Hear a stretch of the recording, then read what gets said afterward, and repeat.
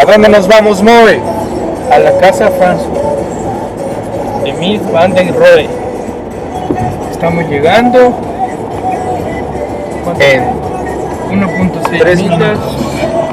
Estamos en Plano, Illinois.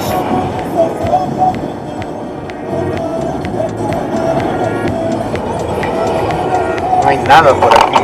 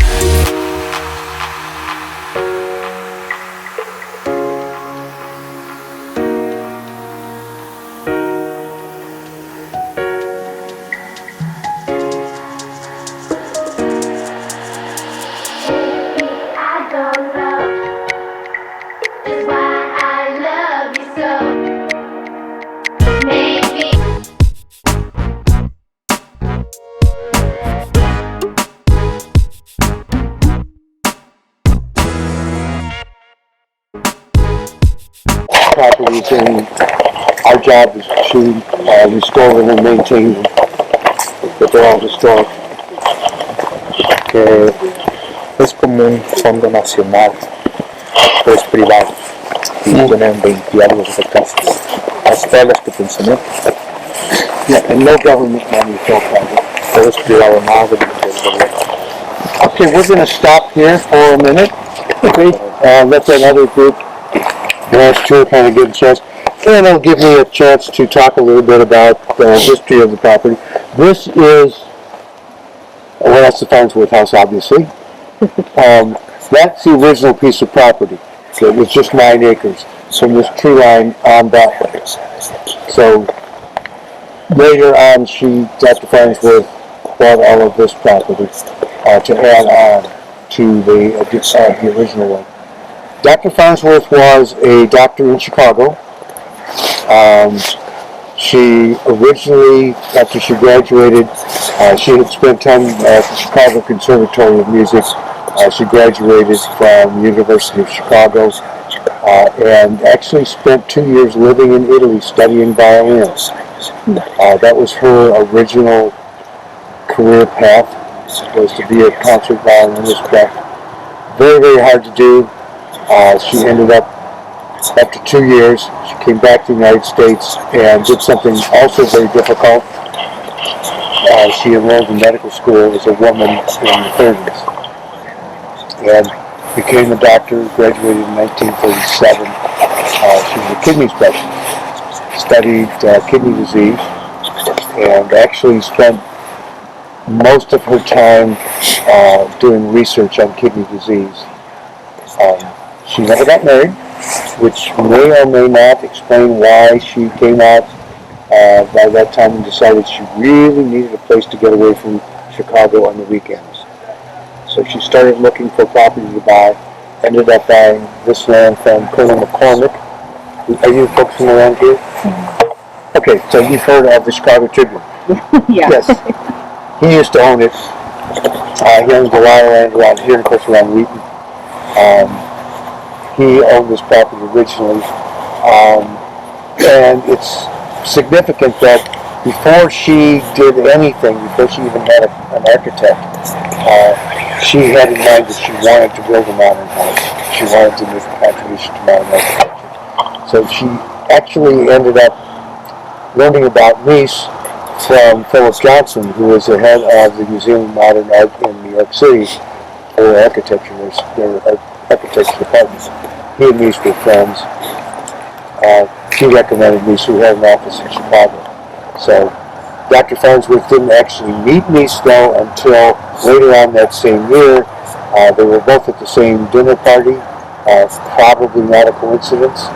I'm sure she arranged for that.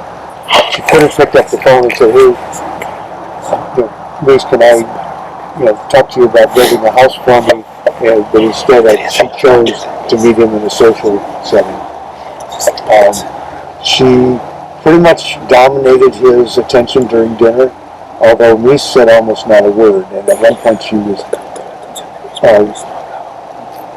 fell into almost near panic state because Mies wasn't answering her, and she was afraid he didn't speak enough English to understand what she was talking about. Because she didn't know much about him, but she did know that he had been the director of the Bauhaus School of Architecture in Germany until it closed. He was the last director.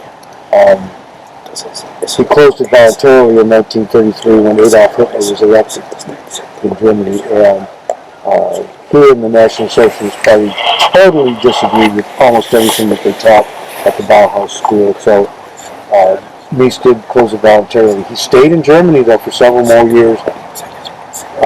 So he didn't leave because of politics or anything else. He finally left because of economics. He just couldn't get enough serious work in Germany because Hitler was running the show and Hitler didn't agree with him. So he came to the United States. After about a year, ended up in Chicago at IIT, which is the Illinois Institute of Technology.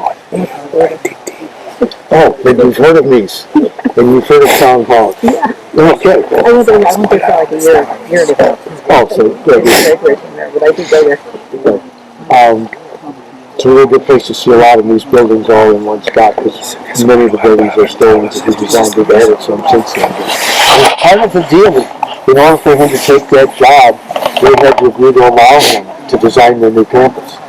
He was a very strong personality, and that was one of the requirements that he be allowed to design the campus. So he ended up leaving in 1937, left his wife and family there. So he never did bring them to the United States. They stayed there. He had a mistress, but that's another story. So we don't worry about him. He was okay. But Dr. Farnsworth, on the other hand, did have designs on him too.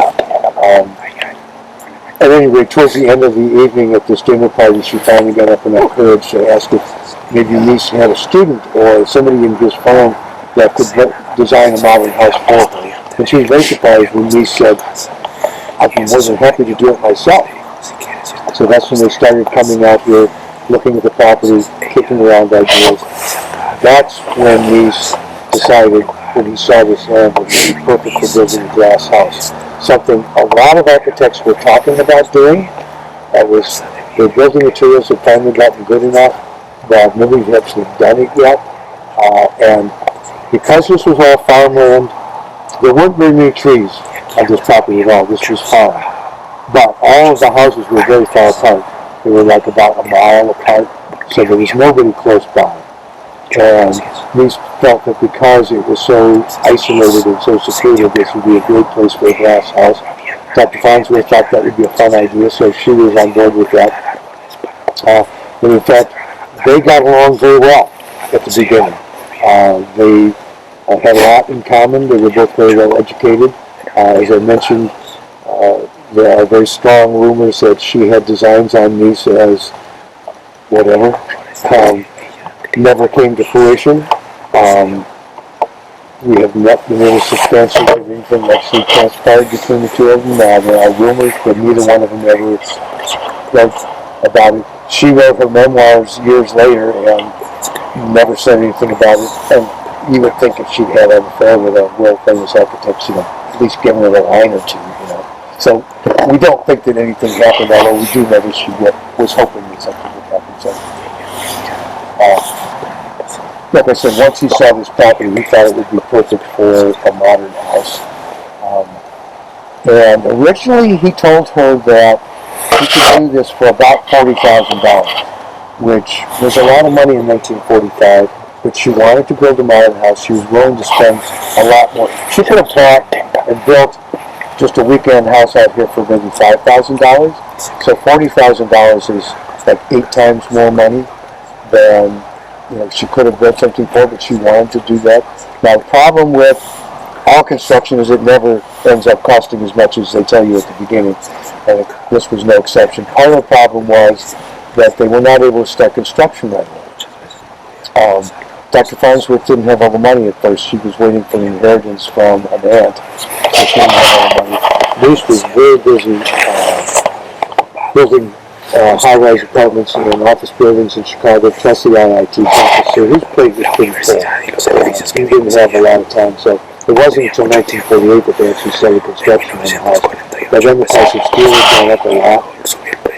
And as the project went along, Mies kept coming up with upgrades, ideas that made it more and more expensive. He was smart enough to have Dr. Farnsworth sign off on all of those because it became very important towards the end of the project, or at the end of the project actually, because by November of 1950, the house was almost finished, but Dr. Farnsworth and Mies were no longer even on speaking terms. They were so angry with each other over cost overruns and other personal issues that they were speaking to each other. So she got an invoice from Mies for the running total by now was over $70,000, which was, considering she thought it was around 40, but this was a lot more. So she wrote Mies a letter, said, I will honor this invoice, I will pay this, but no more. I'm done spending money. That's it. Mies had not even billed her for all the stuff that he had done to that point, so he ended up taking her to court. She, being a very independent woman of the 50s, a doctor to boot, took him to court, countersued him, and they went back and forth. The suit dragged on for over 2 years before it was finally resolved, ultimately in Mies's favor. But during the course of the lawsuit, Dr. Farnsworth said a lot of nasty things about Mies. Some of the national magazines. I don't know, did you see the video? Yeah. So you know about that. So by the time all of that was said and done, Mies was so upset and angry that he never came back to his property again, even though he won the suit. He never came back to visit this. Even years later when he had a chance to buy it, he wanted nothing to do with it. So, Dr. Farnsworth, on the other hand, was clearly not as upset about all of it as she said, because she stayed here for another 20 years. Again, only on weekends. Very important that you keep in mind that this house was designed just to be used on weekends. But she came out almost every weekend. Sometimes she brought friends from the city. Most of the time she came out here by herself, just to commune with nature and to be alone. And this went on for 20 years before that road came into existence. And that was kind of the last straw for her. She was in her mid-60s now, probably thinking about retiring anyway. But in the mid-1960s, the state bought that piece of property across the river, turned it into a state park. And the county had to improve access so people could actually get to the park, and to do that, they decided that they needed to expand this road that did exist when she bought the property. There was a dirt road along the west end of the property. There was actually a bridge. You can still see the stone pillars on the other side of the bridge. That's where the original bridge was, so it wasn't a lot farther away. But also the road that went to it kind of wandered around, and they wanted to straighten that out. In order to do all of this, they needed to condemn 2 acres of Dr. Farnsworth's property. She wasn't happy with that. She took them to court, sued them twice, lost both times, and so she ended up deciding that it was time to sell the house. So she put it on the market. It did not sell very quickly. Nobody really was interested in buying this modern masterpiece down here by the river. I think by then people knew it was in a floodplain, which was an issue. Also the fact that the house was really just designed for weekend use. For instance, there are no closets in the house. Because it was only intended to be used for weekends. So there were no closets. So it didn't move very quickly. Lucky for her, in late 1968, a gentleman by the name of Peter Palumbo had come to Chicago to talk to Mies about building an office building for his company. Now, his company was a very large international contracting company called Palumbo. You might have seen the cement trucks around here, so you earth moves with Palumbo on the sides, big yellow trucks. So he still has a presence. Up around Dundee is where his main area is, but he still does business in there. Anyway, he came, wanted to talk to Mies about building an office building in England for his company. But Palumbo was also very well known at that time as a collector of modern art, both paintings and sculpture. He also collected modern houses. Not a lot of people collect houses. He actually collected modern houses. So when he came to Chicago and heard that the Farnsworth house was for sale, he hadn't heard of it. He actually studied it when he was in school and knew all about it. And so he actually canceled his meeting with me, got together with Dr. Farnsworth to talk about buying a house directly from her. Now, there was a problem with that idea because the British government had put an embargo on how much money their citizens could spend on real estate anywhere in the world outside of England, and they put a limit on it of $125,000, which was not a lot of money, and certainly would not buy the Farnsworth house. So it took them a couple of years to work out an agreement, because by now she had added this additional property. The house had been world famous for 20 years.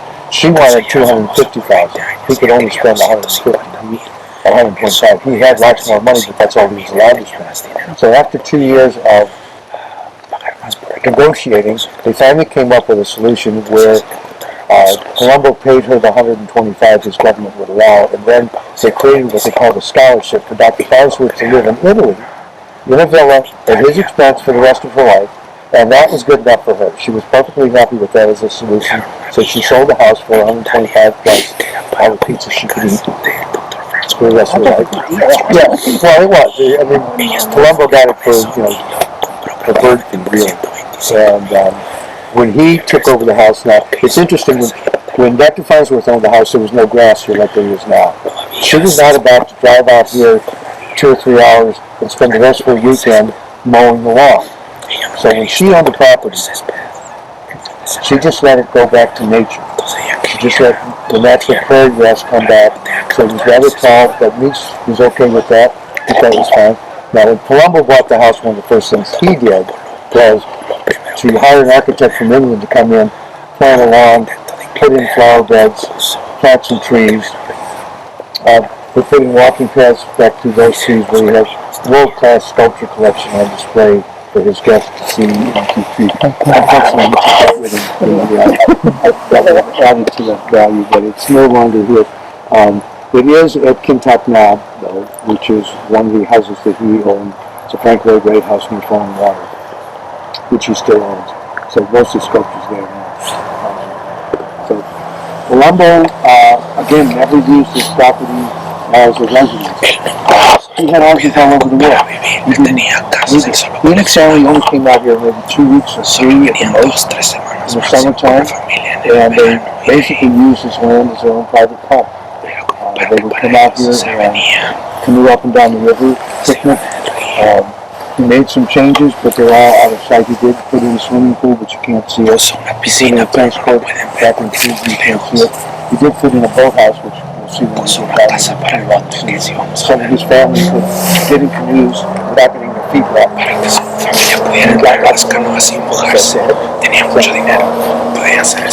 After 30 years then, he needed to get some liquid assets, and there are a lot of rumors about exactly why he sold it, but he chose to sell it, and he also chose to sell it at auction so he could get the absolute most amount of money that was possible. Instead of guessing at how much the house was worth, he put it up for auction to find out what it's worth is how much people will spend, and it went for $7.5 million. So he made a pretty tidy profit. He only got 6.7, Sotheby's got the rest of it. He did okay.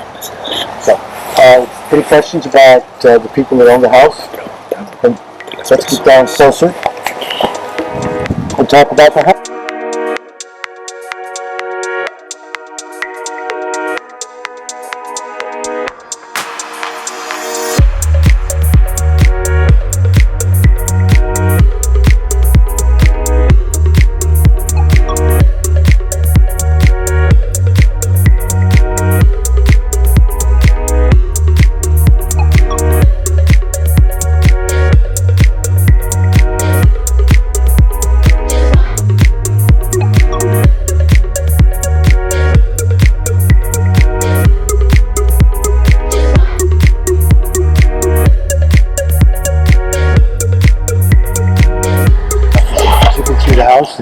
Not for too much longer, it's going to be dark.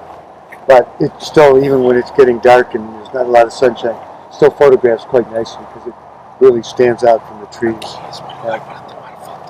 One of the first things that you'll notice about the house is that it is up on stilts. And that's obviously because of the river. It floods. All rivers flood sooner or later. Mes was very much aware of that. But the Corps of Engineers told him that the 100-year flood mark was about 3.5 feet, like this deep. So he built the house 5.5 feet up off of the ground, figuring that that would be plenty high to escape any floodwaters. But, and there's always a but, what he didn't take into account is that right after World War II, which is when this house was built, all the returning servicemen had, not all of them, but most of them had said, if I live through this, I want to build a house in the suburbs and raise my family there. And so after the war, the suburbs of Chicago just started expanding, and they're practically here. They're almost here now, but in the meantime, all of that land that used to be available to soak up rainwater is now covered with parking lots and buildings and whatnot. So all of the rivers around here flood a lot more frequently and a lot deeper than they used to. Not just the farm. They all do. So the house has actually had water inside of it 3 times now. It will flood down here every few years. We were closed last year for 2 weeks because the water was covering that lower deck. It was that high. This was all underwater and very fast moving water. But it didn't get inside the house. Wasn't a problem. It only got inside the house 3 or 4 times depending on how you count. The worst time was in 1996. We had a horrendous rainstorm. We had 18 inches of rain in 24 hours. And that afternoon, Colombo owned the house then. He had some caretakers that kind of kept an eye on the property when he wasn't here. This land was high and, well, not dry, it was being rained on, but it was still above the river. The next morning when they came back, there was 10 feet of water. There was 5 feet of water inside of the house. One of the windows broke. There was actually 5 feet of water inside the house. Colombo lost a very large part of his art collection. He ended up spending $500,000 to restore the house after that. So he ended up paying a little bit more than the $125,000, but still compared to what he sold it for, he came out way ahead. But we're very fortunate that he owned the property then, because this was part of his art collection. This was part of his architecture collection. He totally appreciated and understood what Mes was doing here. And he had the money to spend to fix it back up again, which luckily for us, he did, otherwise it would probably be here. Now, the house itself is designed in what's known as the international style, which is what they created for the house. International style, the main idea behind it is to emphasize volume over mass. It's supposed to look light. It's mostly glass. It's supposed to be light and airy. The fact that Mes had to put the house up on stilts because of floodwater, I think just adds to the light feel of the house. And then he also painted white, which helps even more to make the house look a lot lighter than it would be if it were black. The house also, in keeping with international style, is not symmetrical, but it is very well balanced. That deck is much bigger than the deck really needs to be for practical purposes, but visually, when you look at it, it completely balances the rest of the house and creates a third horizontal line. You've got the horizontal line of the roof, the horizontal line of the floor, and then of that deck, that in addition to being part of the design, it also helps to anchor the house to the ground. I don't know how familiar you are with Frank Lloyd Wright, but most of his prairie school houses had very long, low roof lines, and he said he did that to anchor the houses to the ground. So Mes did the same thing here with the long horizontal lines because of the stilts help to anchor the house to the ground and hold it down to the ground. Now, the third thing that makes it international style is that there's no decoration at all on the outside of the house. Virtually none inside either, but on the outside there's nothing, which includes railing.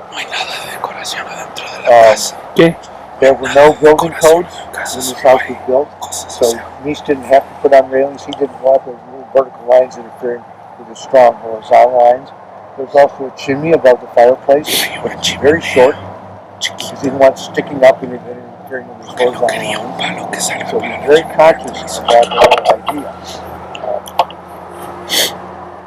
Another thing that we did to keep the outside of the house very simple is if you look right under the fireplace, you can see that there's a big, what is a big black cast iron pipe.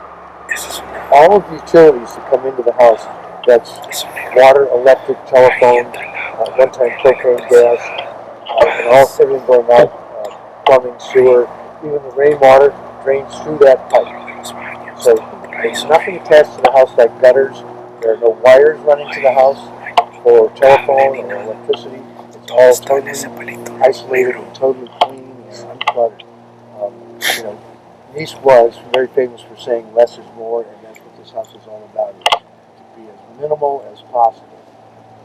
So, also, when this house was built, it was not air conditioned. It is now, but it was not then. This house was built in the shade of a very large maple tree that used to be right there. You see the spot. Unfortunately, it was big enough to cover the entire house in shade, which meant that it was quite old when the house was built. So 60-some years later, it was really, really old. There were wires holding up branches for decades. And it finally got to the point where rather large branches were falling off in big windstorms, and it got to the point where it was either the tree or the house. And we decided to save the house instead of the tree. Decidieron salvar la casa en vez del árbol. So we had to cut that down just over almost 2 years ago. This coming year, over 2 years that we cut that down.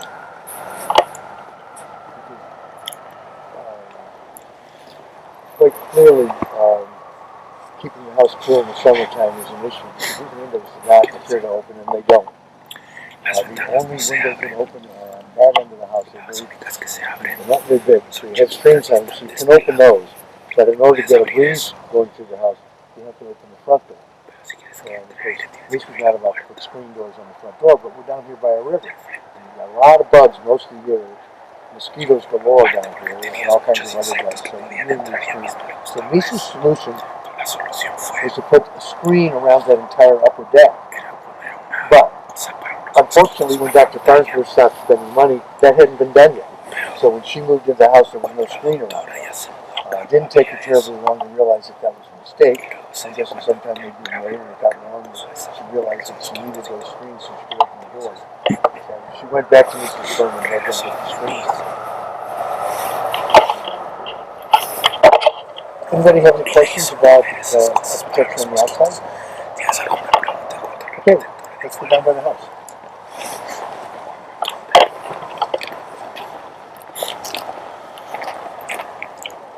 That is the boathouse. You can see. Esa es la casa del bote. Entonces ahí es como entraban al río.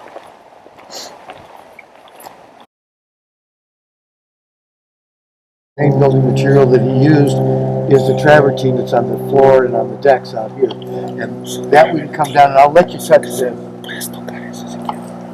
we get the house, you can't touch anything. This is exposed to the elements, and you can see it's starting to get cracked and show some signs. But this actually gets underwater sometimes. Is it marble? No, travertine. It would be marble, eventually underground, millions of years under pressure. It's a limestone. It's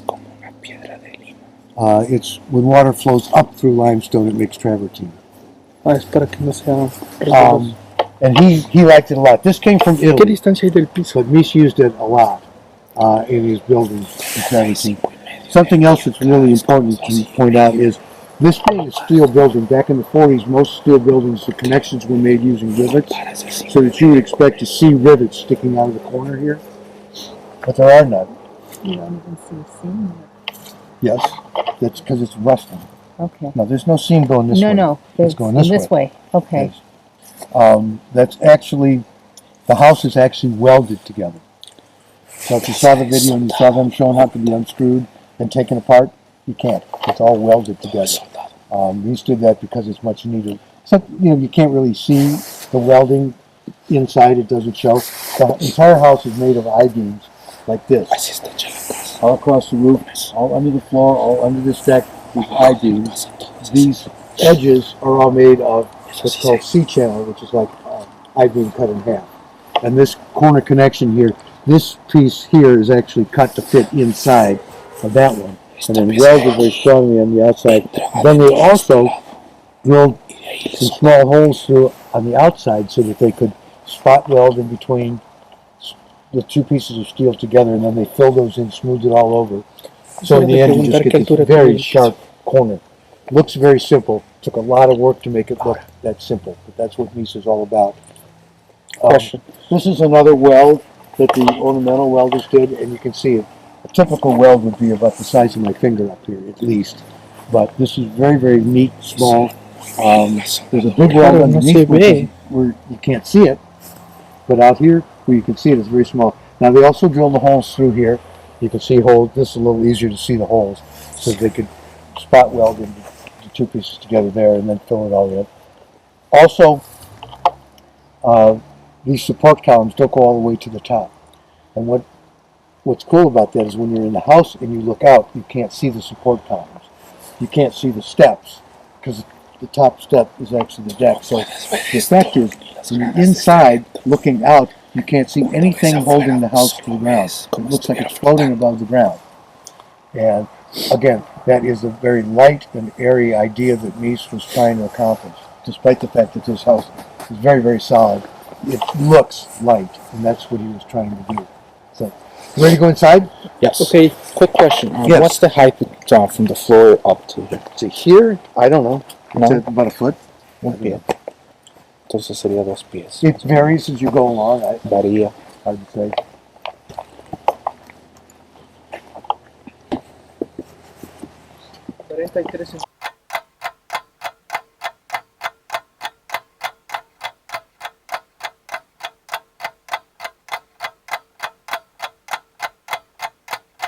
Inside, do you have to talk to? Yes.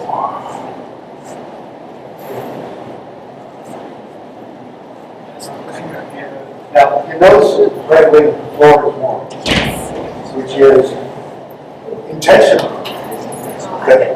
There's actually radiant heat. There's copper pipe running all over the floor with hot water going through. It's one of the ways that this house is warm. You can also hear the heat is on. It's gas-fired furnace, hot air blowing through here.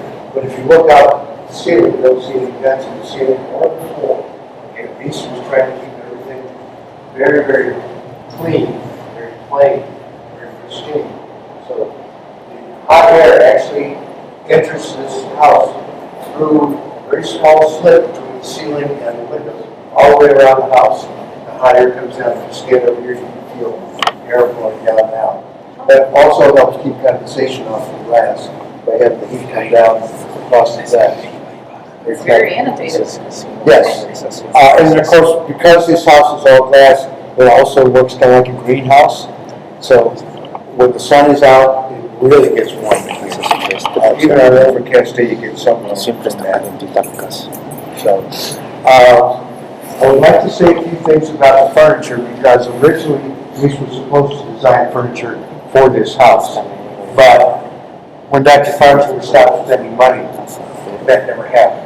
So when she lived here, she just furnished it with stuff that she got from home.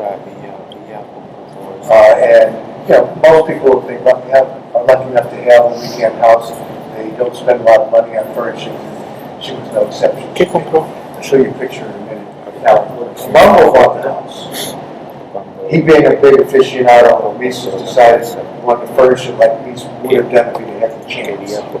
So most of his furniture that Mes designed for other projects that was available, still most definitely is available on the market. Like that Shin's Lounge is a Barcelona lounger, and it's called Barcelona lounger because he designed it for the Barcelona Pavilion in Spain for the World's Fair in 1929. Right away I knew that was a Barcelona lounger, but I didn't know why. Now I do. Those chairs, which look like they match, were actually designed for a project we did about a year later. They're available in different colored leather upholstery. So Mambo got it so that they all match. you'll notice that the legs are different. That little model chair that's sitting on the table is Barcelona style. These are designed to tribute that house. They have different legs. They have actually what they call cantilever legs. They're like springy legs, which is something else that Mies designed and actually has a patent on.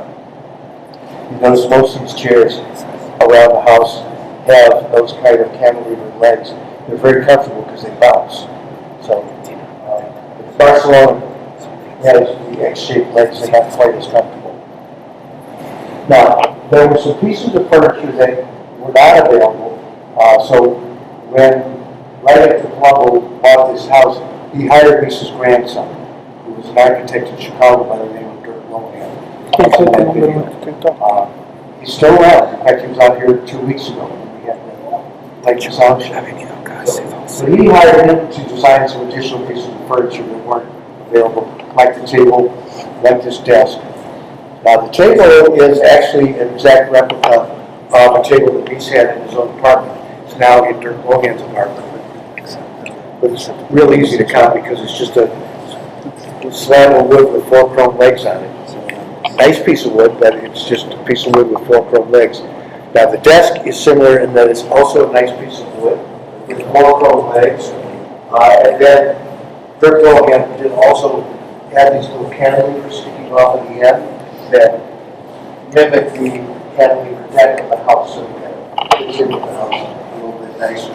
So that was an addition that Dirk Lohan did. That foot locker is also one that he designed, because there's not much storage space in this house, and Colombo wanted a place for people to put their shoes when they came to the house. I want to show you some pictures. This is the landscaping when Dr. Farnsworth lived here. As you can see, it's very tall grass. This is actually Dr. Farnsworth. She was 6 feet tall, so that gives you an idea of how tall the grass was. Now, Colombo, of course, put in grass, so it had to be mowed. When she lived here, she didn't want to have to mow it, so this was what was all around the house when it was built. So really, another good argument for having the house on stilts, so it doesn't get buried in the grass. And like I said, when she first moved in, there was no screened-in porch, but you can see in this picture, there's no porch yet. No screen on the porch yet. When she did get the screen put on, this is what it looked like. This is on screen. And she actually bought furniture that matched that was out on the porch. Now, inside of the living room, I mentioned she has brought furniture from home, and you can see it does not match the house. It doesn't even match itself. It doesn't really go with anything. Now, also in this picture, you can see a large piece of furniture. It's a wardrobe that was designed kind of by Mies. The reason I say kind of is because I mentioned the storage problems in this house and that there are no closets. Dr. Farnsworth was willing to go along with that if Mies would design a separate piece of furniture where she could store her clothes. She always wore a dress. Women in the 50s did. She was a doctor besides, so she always came out here with a dress on. And she didn't want it to get wrinkled, so she could wear it back home. Mies told her originally that I'm going to have a lot of cabinets in the kitchen. You just pull up your dress, put it in the cabinet, problem solved. Well, she was not happy with that solution. She wanted someplace where she could hang it full length, where it wouldn't get wrinkled. She also had a rather large record collection and a hi-fi, and there's no place in here to put that. So she wanted that also in this piece of furniture. And Mies agreed in principle that yes, he would do that. It would be a good idea. But what they never were able to agree on is just how big it should be. Because once Mies determined that this was going to be a glass house, he didn't want it to be any more than about 5 feet high so that an average person could see over it, so that it wouldn't block their view. It was very important for him to be able to take advantage of all these windows and not have it blocked. He was also afraid if he made it too long or too high or too wide that she would be tempted to use it as a wall. And he was definitely opposed to having any kind of barriers inside the house. But as you can see, when she owned the house, she put that wardrobe right smack dab across one end of the bedroom and made a 4th wall of the bedroom out of this wardrobe, which is something that happened. It was her house. And as we got after she bought it, she went back to Mies's room to get the screens put on.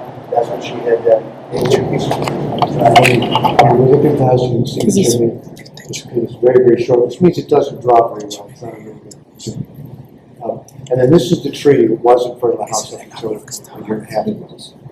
And it was big enough to cover the entire house all at one time. It's just an amazing tree. It was getting older than the backyard, so we really cared about that. Luckily, the house is in the house, so in the summertime it's not a problem. But today, like today, it's now, a lot of people, I keep going on about how little storage space there is in this house. And a lot of people look there and say, well, look at all those cabinets. There's lots of storage spaces. The problem is, these aren't cabinets. It's a solid wall. It's actually a bathroom on the other side of this wall. And the fireplace. So, there's nothing back there. The design of this house, these grooves are put in there just strictly for decoration. Part of Lisa's overall idea about the interplay of positive and negative space. This house is a dialogue between positive and negative inside and outside. And he did create a negative space underneath the wall, dug out underneath it to make the living room larger. Created a negative space under there, and the opposite side of the negative space that was a positive space. So when you come into bathrooms, and there are two bathrooms in this small house, you can see that negative space up there creates a positive space in here, which is, very few people find that exciting until you realize that this is the only storage space in this bathroom. Is this countertop. Because if you look at the rest of the fixtures in here, there is no vanity. There's no storage space in here. There's no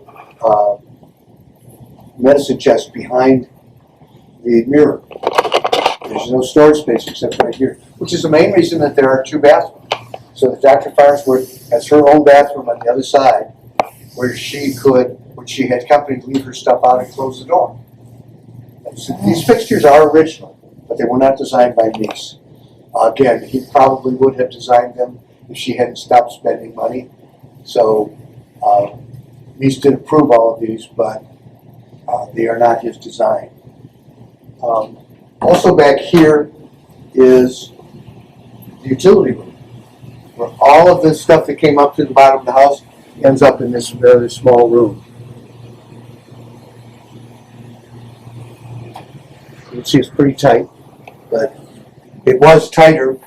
After the flood of 1996, they ended up tearing down all this wooden core and rebuilding it, and then they replaced the furnaces with more modern, smaller ones, so that it was not quite as tight now as it used to be. It used to be much worse. So everybody done in here, because I'm going to turn the light off. Is the fireplace, is that a wood-burning fireplace or? Yeah. It is. They didn't have gas fireplaces back in the 50s. I don't think. Well, certainly they weren't popular. Okay.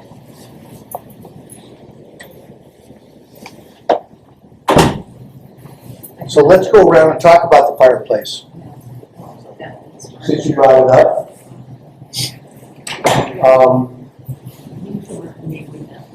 This fireplace is not quite original.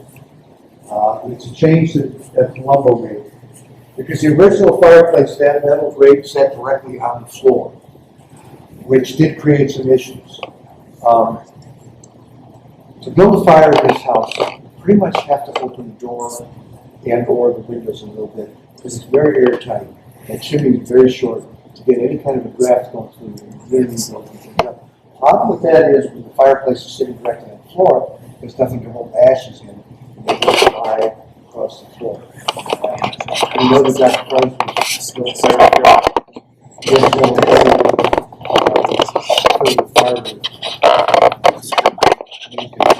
Colombo, when he came out, decided that was not a real good solution. So he had and also the screen and the stainless steel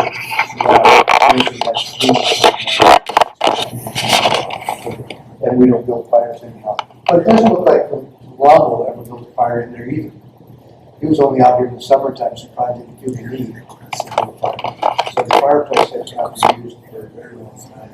It's probably just as well, because like I said, the chimney doesn't create much of that.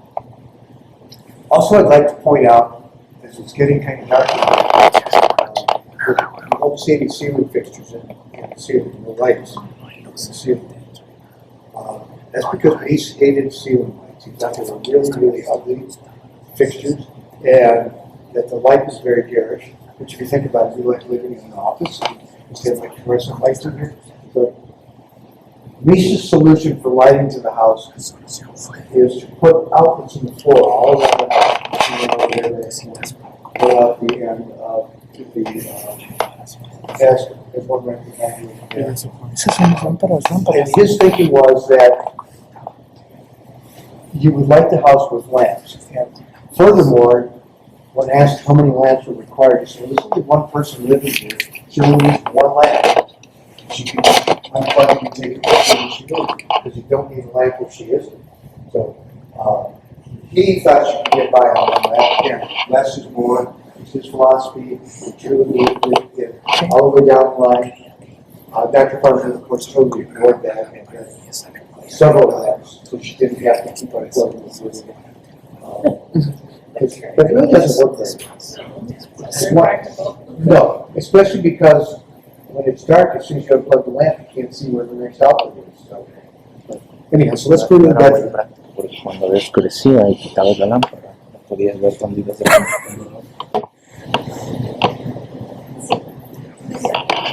And that's where Dr. Farnsworth had the wardrobe. It ran across, it came out to about here, ran all the way to that window.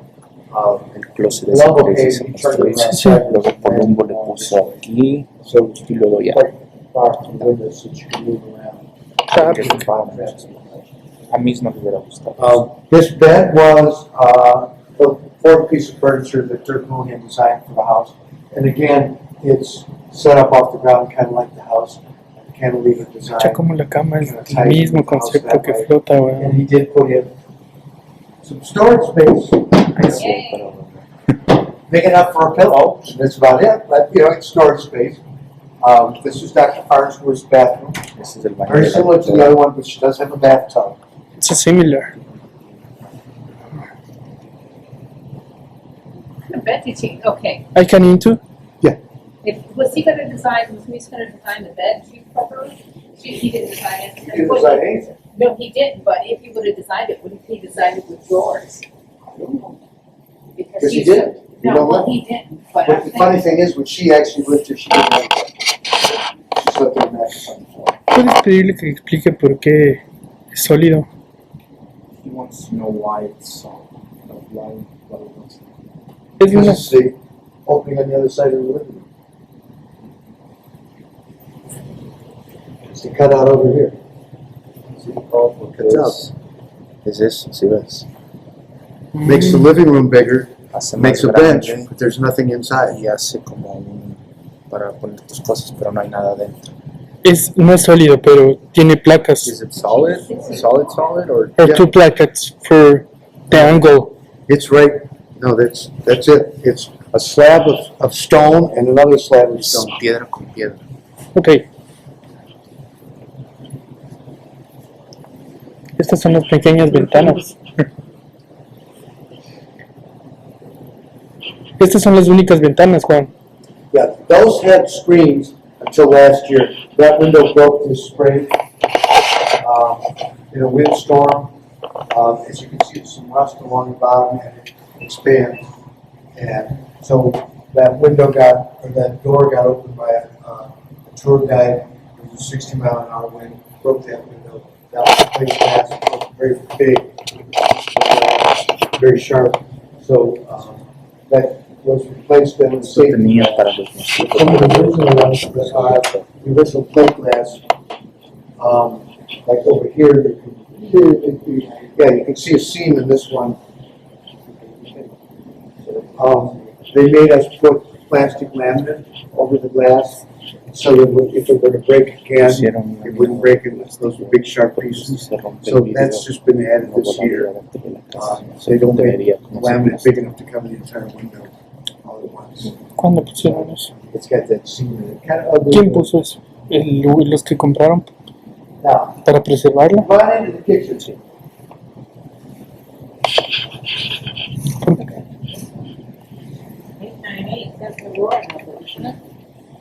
¿Qué tal? ¿Qué tal el detallito? It is. Actually, that's very similar to my office when I had an office. Please don't. ¿Qué? Santocho. Yeah, it's very easy to figure out. Now, this light is the only light that we designed for the house, just so you can see what you're doing on the countertop. Now, the countertop is really, really significant because this is also a first. It was made by the company that put in the kitchen cabinets. It's a local company called St. Charles Kitchens that just up the river in St. Charles. They have a division called LK. Their logo, ELKAY. They back then made stainless steel sinks and drinking fountains. They still make a lot of drinking fountains by LK. And stainless steel tables. So we went to them and said, I would like to do a stainless steel countertop, all one piece with a built-in sink, built-in range, because it was very easy to keep clean, it would be very sanitary, and it would be very modern. And they originally said, no, we can't do that. It's too big. But it says something about what a good talker piece was because she convinced them to modify one of their machines. Because the thing about this is, to make this, you have to do it all in one stamping. Otherwise, it would be seamed. So the machine's got to be the same size as the countertop. Yeah, it's 17 feet long. Quite significant. Now, the good news for LK is that almost every commercial kitchen that you go in, anywhere in the world, all restaurants, have huge stainless steel countertops with built-in sinks, and they're still making them. They're not the only ones, but they still make them. So there's some other changes to the kitchen from the original design, because originally there were two ovens. The reason there were two ovens is probably because they're not real big. It's really, really small. What if you only have one person living here? Yeah, but she wanted two ovens. I mean, maybe she did entertain some. She wanted two ovens. Colombo didn't need two ovens. She took one out and put in what he really needed, which was drawer space. This is the air return. That hasn't really changed. It's the only one in the house, really. The air and the heat. This used to be a dishwasher. Colombo took that out because he didn't need a dishwasher. That cabinet over there used to have a freezer. But again, Colombo wanted that storage space, so he threw out the freezer. And originally, these were two refrigerators. Not very large, but again, the house was just designed for weekend use. When Colombo had it, it was mostly picnicking, so that was adequate. He kept this refrigerator and then threw out that freezer and made this a freezer. So there's nothing in there. So, who designed the kitchen? Colombo. Yeah, but with those changes. Took out the dishwasher, took out the second oven. There were originally two ovens. So, when you come right down to it, in the end, all the storage space for the entire house is right here. That end cabinet was a freezer, so you couldn't have those. So that doesn't look like a lot of storage space, really, and it gets worse. Mies had some other problems that he had to solve, like, if you're going to cook in this house with the windows all closed up, like you would most of the year, where do the fumes go? You got to put in a vent that goes to the outside. So he did that, but he did it back inside of one of the cabinets, which is great. It's out of sight. It's not ugly. The problem is, it takes up an entire cabinet. Then he had another problem. He needed an electrical box, and he couldn't put that on the outside walls. Didn't want to put it on this nice Primavera wood, so put it in a cabinet. Electrical box takes up almost an entire cabinet. So in the end, we have very little cabinet space. It makes it very clear why Dr. Farnsworth really wanted to have that wardrobe, so she should have a place to put some stuff. When we go back up to Se debe haber gastado un dineral haciendo eso. Maybe I just quite adequate, but it was not part of the original design. So, that's about all I have. Do you have any questions? This is all original? The, Yeah. So these drawers were not, because he added those later when he took out the other. so these other ones are all original, and they design those after? Yeah, these are still standard cabinets at St. John's Kitchen. When I first started with those, they were considered very cheap. They were rather stylish then, back in the 80s, they were rather cheap. But I believe they're still making them, at least they were just a few years ago. That up there is, you can now see, most of you can't see it, to believe. That's the garage ¿Qué es eso? that was built before the house, El garaje not designed original. by Mies, Y vamos a ir allá. but that's where Mies expected her to park her car and walk down to the house. Because he didn't want any car parked next to a beautiful house. Didn't make the car pretty enough to go with his house. So he expected her to park up there and walk down to the house. So it was his, she pays for it, but it's his house. Él ya era muy famoso.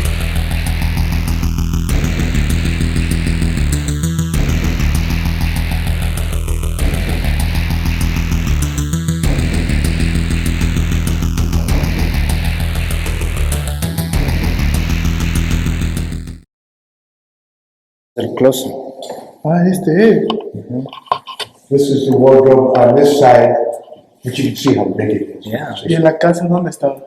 Ahí donde estaba el cuarto, la cama. Ya. Ahí. Now, on the other side is where she had her hi-fi. So it serves two purposes. This side is where she had records and record player turntable. Tenía para tocar sus Speaker discos. here. Ese es un parlante. There's some small speakers that point up through the top. Can't see them from here. But, so this was a very important piece of furniture for her to have, but Mies didn't want it this big. So he never agreed to build it. Right. Because it was too big, he thought, for the house. He was afraid she would use it as a wall, which is exactly what she did do. Pretty much. So this was built actually based on Mies's original designs, but much larger than he wanted it to be. And so also when the house floods, this gets damaged because we can't pick it up. Everything else we can pick up and put on the plastic crates Okay. so that it stays dry. But this thing's too big to pick up, so it's got, you can see that last picture there that shows where it damages the house. When the house flooded in 2008. ¿Te acuerdas cuando se inundó? Por eso se pudre la madera. That's the same that did the, on the doors that we saw in there. Yes. It's from the same flood, which is this picture here, 2008. Sí se inundó. Now this was a flood in 96, where it was 5 feet deep inside the house. Yeah. The wardrobe actually fell over. Se cayó. But Palumbo paid to restore it from that flood, and a lot of other things he did. Like I said, he spent $500,000 to That's a lot of money. restore the house. Because he chose all of that furniture in there, instead of replacing it, he had that furniture restored, which probably cost more than buying new furniture. But it has historical significance, so he wanted to keep it. What do you think the value of the house? I know it has no value, but what do you think it would sell? I don't really think that it was probably worth the $7.5 million that we paid for it, but that's why he wanted it to go out to bid, is to determine that the house is worth what people will pay. And the more people you have bidding against each other, the more accurate that determination is, but also the higher the price goes because you have more people wanting it. Also, the fact that they created that video showing how the house could be taken apart and moved made a lot more people interested in the house. So I think that was kind of a shady approach to take because the house can't be moved very easily. They gave It's possible, but it's not feasible. Yeah, it would be a very, very major undertaking. Not as easy as they made it look. And that did bring in some buyers from way far away that wanted to buy the house and move it to New York or Japan thinking that they could, and so they were in on the bidding, and they were being somewhat misled. You know, I don't know if that was Sotheby's idea or somebody else's. I mean, I can only guess that Palumbo, being the shrewd businessman that he is, may have been behind it a little bit, but I don't know that. Certainly wouldn't want to be quoted on that. Right. Yeah, you're on video. Thank you. You're very welcome.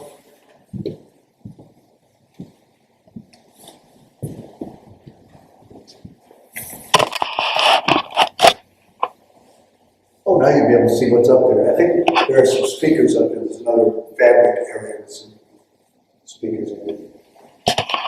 I'm not actually seeing because I'm not tall. No, let's see.